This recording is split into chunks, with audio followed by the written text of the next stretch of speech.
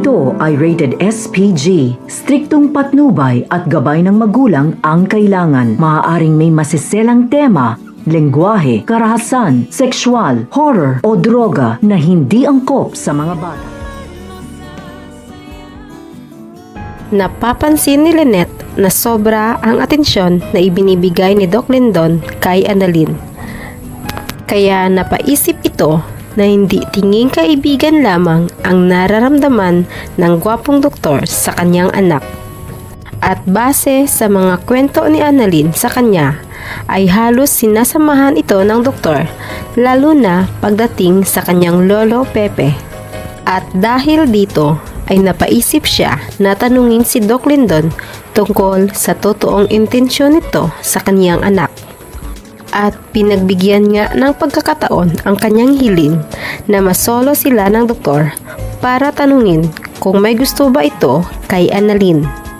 Nagulat ang doktor sa tanong ni Lynette, ngunit wala na itong magawa kung hindi ang umamin dahil alam naman niyang nahahalata na nito na may nararamdaman na siya para sa dalagang doktor. At inamin niya rin dito na nahihiya siyang ipagtapat dahil alam naman niyang bata pa si Annalyn at alam naman niyang wala itong oras para sa kanya, kaya sinasarili lamang niya ang pag-ibig para dito at para hindi lumayo ang loob ng batang doktor sa kanya bilang isang kaibigan.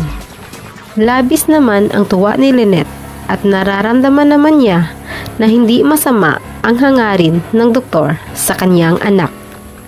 Sa kabilang banda, tagumpay nga na nakarating si Moira sa Japan at natakasan sina Giselle at Robert dahil sa tulong ni Carlos. Ngunit lumiliit naman ang mundong kanyang ginagalawan, lalo pa at nagbigay ng reward money ang magkapatid para mahuli siya. Pinaalalahanan pa siya ni Carlos na mag-ingat dahil nasa Japan rin sina Lynette at Annalyn at may pagkakataon na baka makita siya ng dalawa ay mababaliwala rin lamang ang pagtulong ng lalaki sa kanya kung babagsak rin lamang siya ng kulungan. At mukhang minamalas nga sina Carlos at Moira dahil aksidenteng nakita ni Annalyn ang babae habang namamasyal sa Mount Fuji.